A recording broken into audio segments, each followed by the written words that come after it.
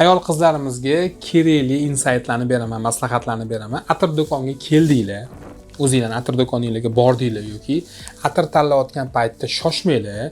Sizga tavsiya qilayotgan atirni avvalambor o'zingizni teringizga sepib ko'ring. Bloterga emas. Va 10-15 minut kuting.